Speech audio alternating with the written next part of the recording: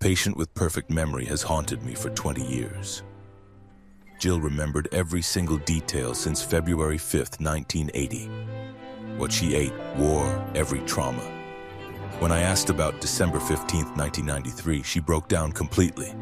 But what we discovered about her brain was so devastating it forever changed memory science. What was this cursed gift hiding? I am Dr. Thomas Alden. I have been practicing brain medicine in Los Angeles for over 25 years. In my career, I have met patients with all kinds of brain problems. I have seen classic cases of memory loss. I have also seen rare conditions that challenge what we know about how the brain works. But there is one case that still haunts me today. Not because of memory loss, but because of its absolutely perfect and devastating recall. In March 2000, I got a patient referral that would forever change how I understand human memory and the blessing of being able to forget. The patient was Jill Price, a 34-year-old woman from Los Angeles. She had been struggling for years with what she called an impossible burden that no one seemed to understand. The notes from her family doctor were short but interesting. Patient says she can remember everything about her life, causing severe distress, unable to forget any detail of personal experiences since age 14. Wants psychiatric help for possible memory disorder and depression and anxiety. Patient seems believable, but condition appears to be something never seen before. When Jill Price walked into my Beverly Hills office that March morning, I was immediately struck by how intense she seemed. There was something in her eyes that went beyond normal human experience. It was a depth of stored knowledge that seemed almost too much for one person to carry. She moved with careful precision, as if every action was being recorded forever and would later be perfectly remembered. "Dr. Alden," she said, sitting down in the chair across from my desk with careful attention to detail, "I need you to understand something from the beginning. I am Jill Price, and I have been living with something that I think might be destroying my sanity. I don't know what is wrong with me, but I hope you can help me understand why my mind works so differently from everyone else's." She paused, studying my face with an intensity that made me slightly uncomfortable. "I remember everything, doctor. Every single day of my life since February 5th, 1980. I was 14 years old when it started. And from that Tuesday forward, I have never forgotten a single detail of any day I have lived. Starting on February 5th, 1980, I remember everything. That was a Tuesday." My first reaction was professional curiosity mixed with healthy doubt. In 2000, there was no scientific research on such a condition. No established diagnosis, no treatment plans. Jill was describing something that, as far as medical science knew, did not exist, but something in her manner suggested this was not typical exaggeration or attention-seeking behavior. "Can you be more specific about what you mean by everything?" I asked, leaning forward with genuine interest. Jill looked directly at me with those extraordinary eyes and said, "Pick any date from the past 10 years, Dr. Alden. Any date at all. I will tell you what day of the week it was, what I did that day, what the weather was like, what I ate for each meal, what I wore, what conversations I had, what was on television, what songs I heard on the radio. More importantly, I will tell you exactly how I felt, what I was thinking about, and how those feelings are still as vivid today as they were when I first experienced them." The confidence in her voice was both impressive and deeply unsettling. "Let's try September 11th, 1995, I said, choosing a date that would have no particular meaning for most people. Without hesitation, Jill replied, "Monday. I woke up at 6:30 a.m. in my apartment on Wilshire Boulevard. I was wearing a white nightgown with scrambled blue flowers. I had just poured myself a cup of coffee, French roast with 1 sugar and a splash of half and half. When I turned on the Today Show at exactly 7 a.m., the lead story was about the peace agreement in Bosnia. I remember thinking how far away that conflict seemed from my life in Los Angeles." She paused, and I could see the memory playing out in her mind like a movie. "I can tell you every single detail of what happened next, Dr. Alden. I had scrambled eggs and wheat toast for breakfast.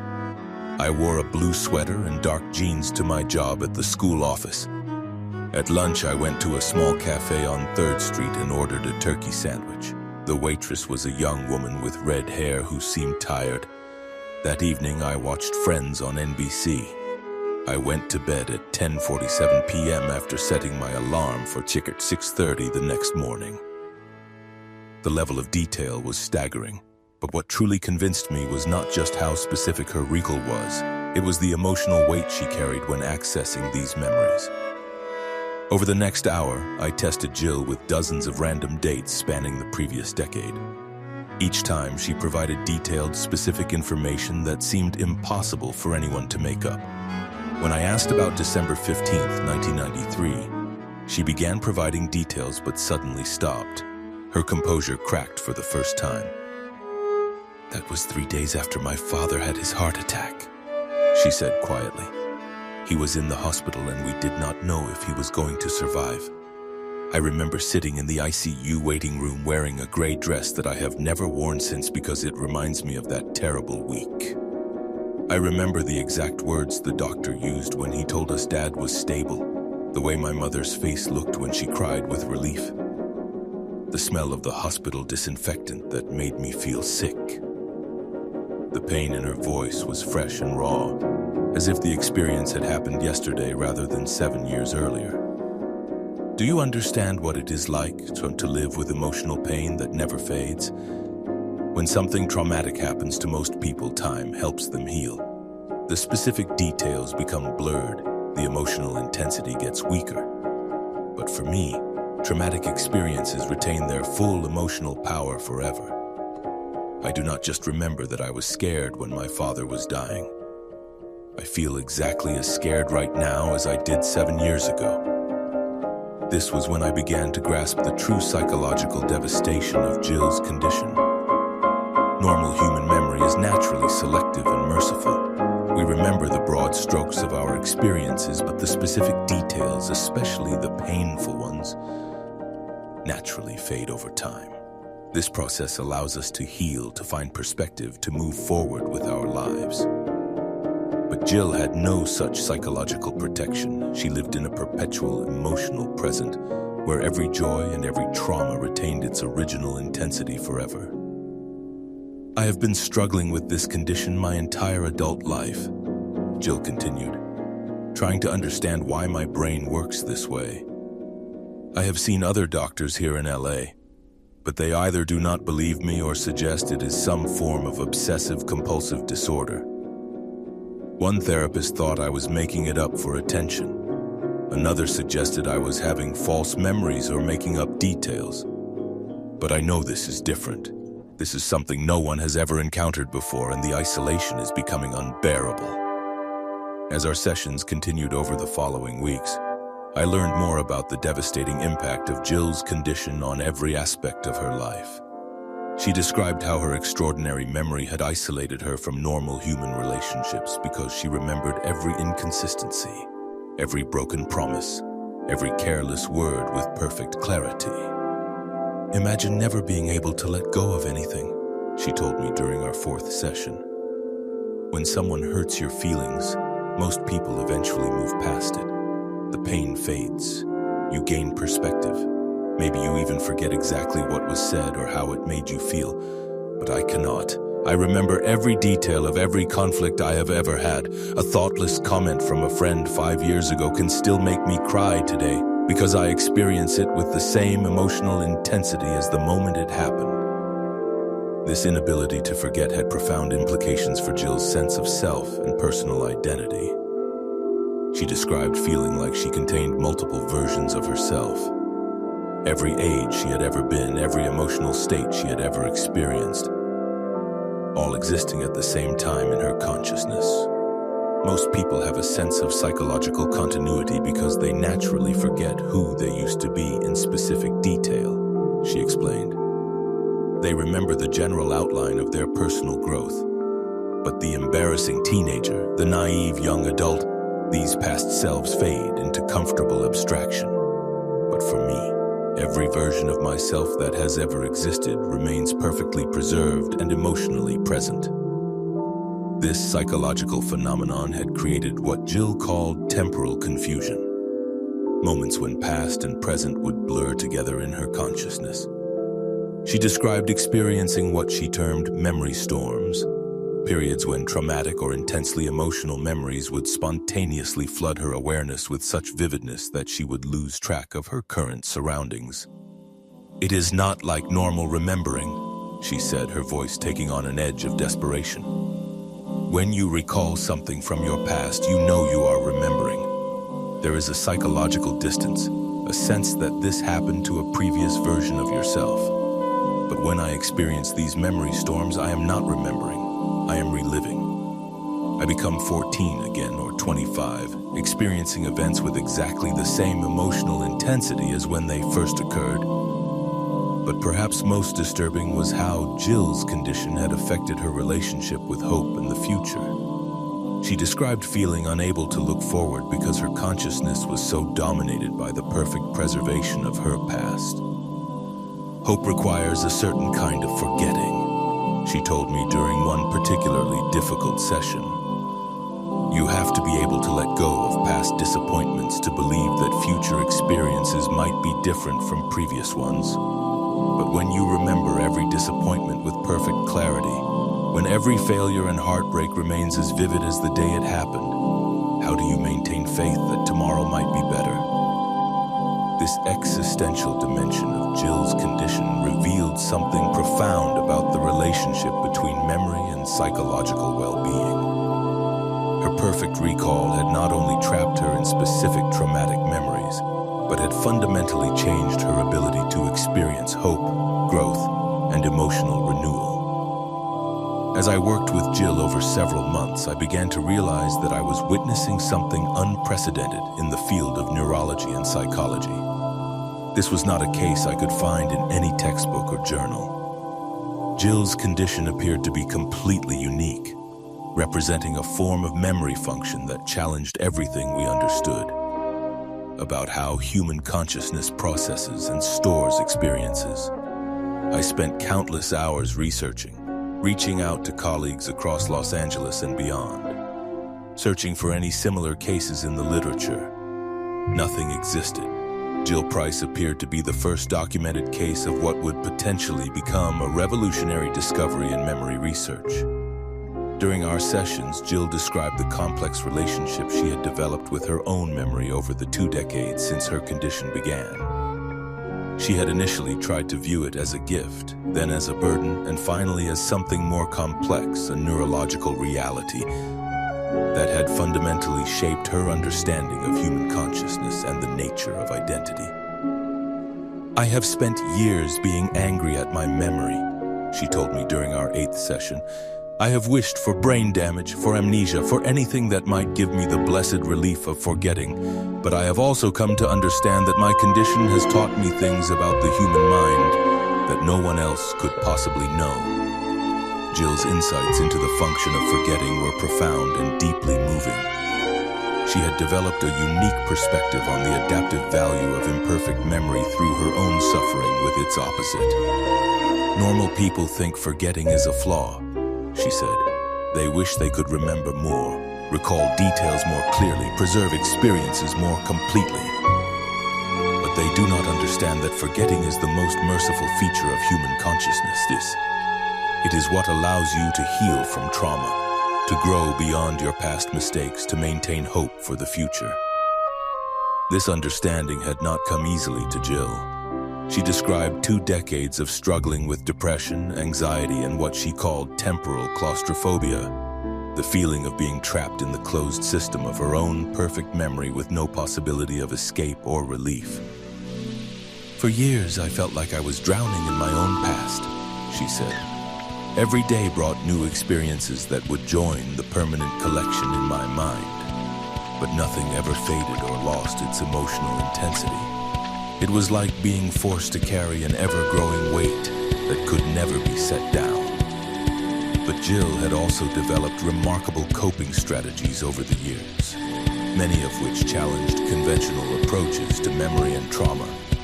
She had learned to compartmentalize different periods of her life, creating what she called memory rooms in her consciousness where she could access specific time periods without being overwhelmed by the totality of her recall. I have had to become an architect of my own consciousness, she explained. I have learned to navigate my memory like a vast library, understanding which sections are safe to visit and which ones require careful preparation. It has taken me 2 decades to develop these skills, and they are still imperfect, but they have allowed me to function despite the weight I carry. Jill's strategies included sophisticated mindfulness techniques, emotional regulation practices, and what she called temporal anchoring, methods for staying grounded in the present moment when past memories threaten to overwhelm her current awareness. But perhaps most remarkably, Jill had found ways to use her extraordinary memory as a tool for understanding human nature and relationships. Her perfect recall of conversations and interactions had given her insights into patterns of human behavior that would be impossible for anyone else to perceive. When you remember every word of every conversation you have ever had, you begin to see patterns in how people communicate, how they reveal themselves, how they change over time, she told me. I can see the evolution of relationships with a clarity that is both fascinating and sometimes heartbreaking. This ability had allowed Jill to develop an almost supernatural understanding of human psychology, but it had also further isolated her from normal social connections. She described the difficulty of maintaining relationships when you can detect every inconsistency, every small deception, every moment of insincerity with perfect clarity. People are inconsistent constantly, she said with a matter-of-fact tone that was somehow more unsettling than anger would have been. Not maliciously usually, but they misremember things. They tell stories differently each time. They claim to feel ways they do not actually feel. I can see all of these discrepancies because I remember exactly how everything really happened, exactly what was really said, exactly how people really behave. This hypersensitivity to human inconsistency had made Jill incredibly lonely. She had withdrawn from most social relationships because the constant awareness of others' memory failures and social deceptions had become overwhelming. But during our work together, Jill began to develop a more compassionate understanding of normal human memory and behavior. She came to see the inconsistencies and forgetting that she found so jarring as adaptive features rather than flaws. I have learned that other people's imperfect memories are not weaknesses, she told me during one of our later sessions. They are actually features that allow them to maintain relationships, to forgive and be forgiven, to move forward from conflicts that might otherwise be insurmountable. My perfect memory makes me hold grudges and maintain resentments that would naturally fade for anyone else. This insight represented a significant breakthrough in Jill's psychological development. She was learning to work around her neurological condition rather than fighting against it, finding ways to honor her extraordinary abilities while still connecting with others despite their normal memory limitations. One of the most moving aspects of my work with Jill was witnessing her gradual development of what she called artificial forgetting, conscious strategies for reducing the emotional impact of traumatic memories that she could never actually forget. Since I cannot naturally let go of painful experiences, I have had to learn to create artificial distance from them, she explained. I have developed techniques for changing the emotional context of memories, for viewing them from different perspectives, for reducing their power to overwhelm me in the present. These techniques included sophisticated visualization practices, narrative reframing exercises, and what might be called memory editing. Not changing the content of memories, which was impossible for her, but altering her emotional relationship to them. I cannot forget the day my father had his heart attack, she said, but I have learned to surround that memory with other memories of his recovery, of the gratitude I felt when he survived, of the lessons that experience taught me about appreciating life. I cannot eliminate the fear I felt that day, but I can change its context, make it part of a larger story rather than an isolated trauma. This process had taken Jill years to develop and required constant practice, but it had allowed her to find some measure of peace with her condition. She remained trapped in her perfect memory, but she had learned to navigate that prison with greater skill and less anguish. It was during our sessions that I began to realize that Jill's case might be of enormous scientific interest. I had been corresponding with colleagues at UCLA and USC about unusual memory cases, and I remembered reading about Dr. James McGaw at UC Irvine, who specialized in memory research and might be fascinated by Jill's extraordinary abilities. "Jill," I said during one of our sessions in May 2000, "I think you should consider reaching out to memory researchers. Your condition could provide unprecedented insights into how human memory works. There is a researcher at UC Irvine, Dr. James McGaw, who might be very interested in studying your case." Jill looked uncertain. "I am not sure I want to be a laboratory specimen, Dr. Alden. I have spent so many years feeling like a freak because of this condition." "You would not be a specimen," I assured her. "You would be a pioneer. Your willingness to share your experience with researchers could revolutionize our understanding of memory and consciousness. And perhaps through research we might find ways to help you manage the burden you carry." After several discussions, Jill agreed to contact Dr. McGaw. In June 2000, with my encouragement, she sent him an email describing her extraordinary memory. Whenever I see a date flash on the television, I automatically go back to that day and remember where I was and what I was doing. It is nonstop, uncontrollable, and totally exhausting. Dr. McGaw responded almost immediately, wanting to meet her. Jill's first visit to his laboratory was scheduled for June 24th, 2000. "I am scared," she told me before that first meeting. "What if they do not believe me either? What if they think I am crazy?" "They will believe you," I said with confidence. "And Jill, I think you are about to change the world's understanding of human memory." This prediction would prove remarkably accurate. What followed would be years of groundbreaking research that would introduce the world to hyperthymesia and forever change our understanding of human memory and consciousness. Our regular sessions continued even as Jill began working with the UC Irvine team. She would return from her research appointments with a mixture of excitement and exhaustion. Amazed that scientists were finally taking her condition seriously, but also overwhelmed by the extensive testing procedures.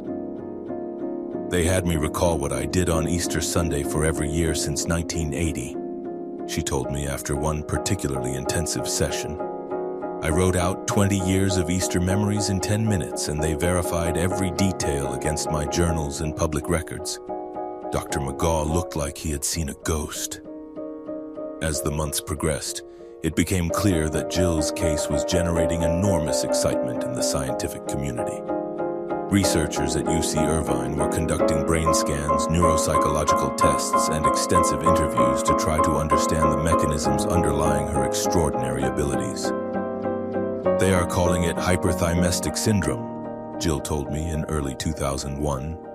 "From the Greek words for excessive remembering, finally my condition has a name." But the research process was taking its toll on Jill psychologically. Being asked to repeatedly recall traumatic memories for scientific purposes was creating additional stress, and the attention her case was receiving made her feel exposed and vulnerable. "Sometimes I wonder if I made a mistake contacting them," she said during one difficult session. "They are fascinated by what I can do, but I do not think they fully understand what it costs me to do it." Over the following years, I continued to work with Jill as she navigated her dual roles as patient and research subject.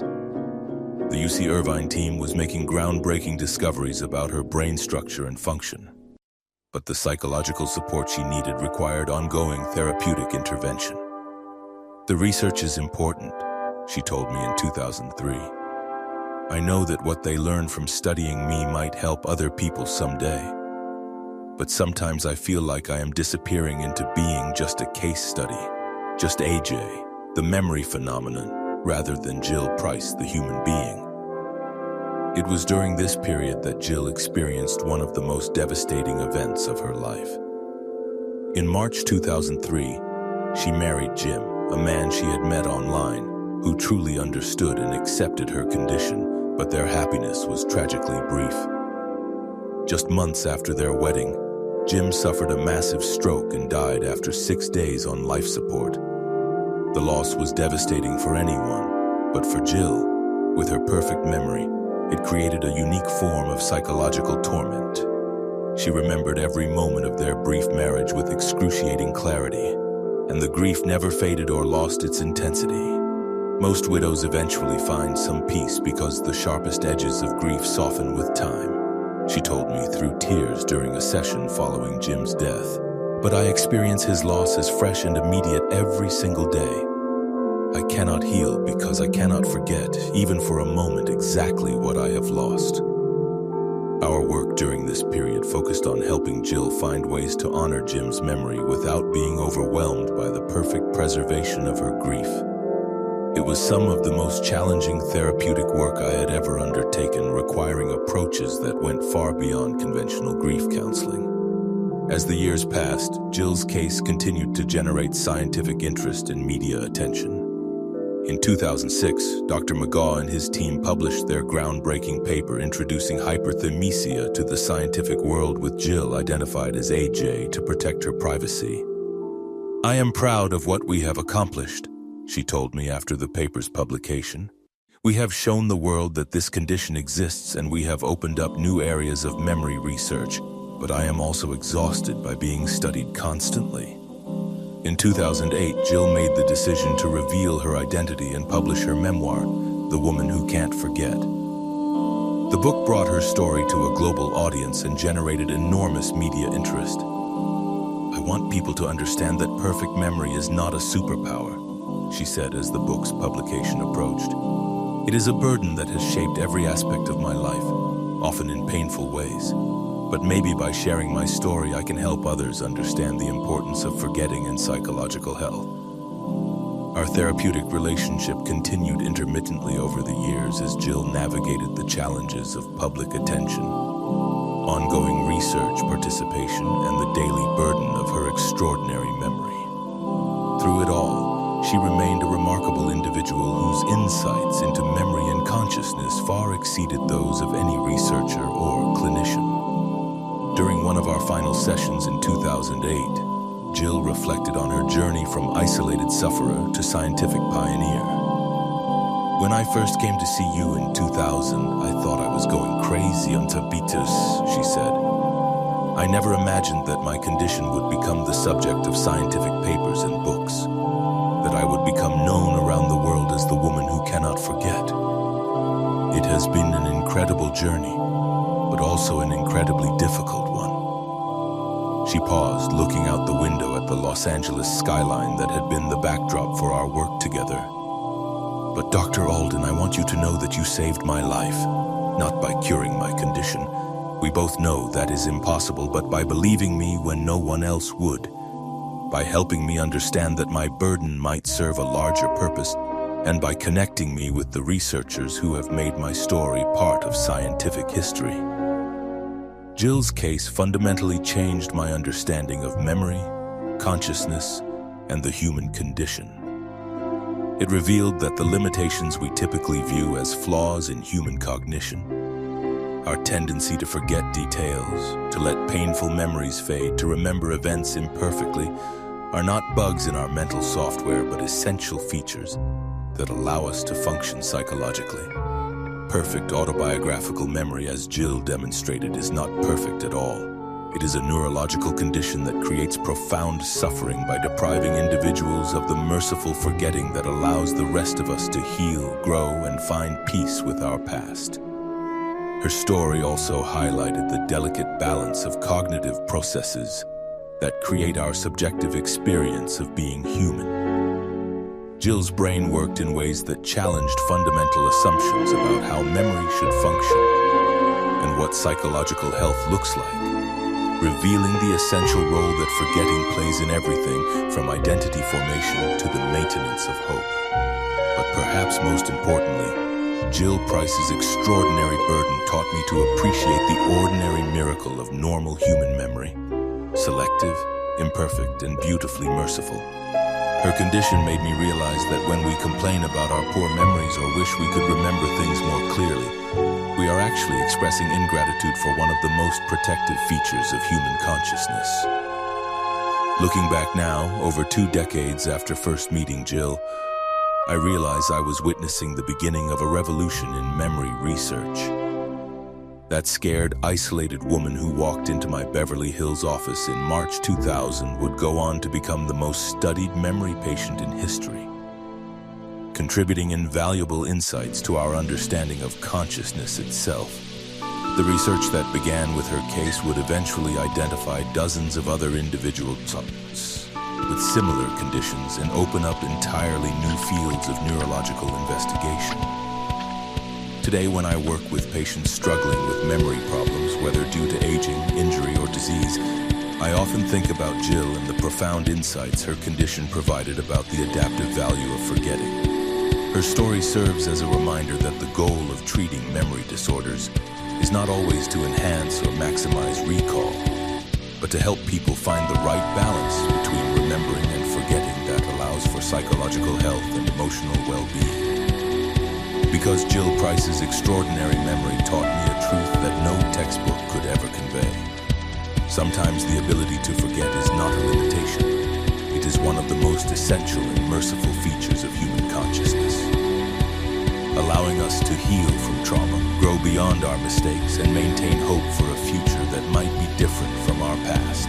And for those of us blessed with normal, imperfect memory, Jill's burden serves as a profound reminder to be grateful for the gentle way our minds naturally soften the edges of pain, helping us remember love more clearly than loss and hope more vividly than heartbreak. Her story remains one of the most remarkable cases in the history of neuropsychiatry, and I am honored to have been witness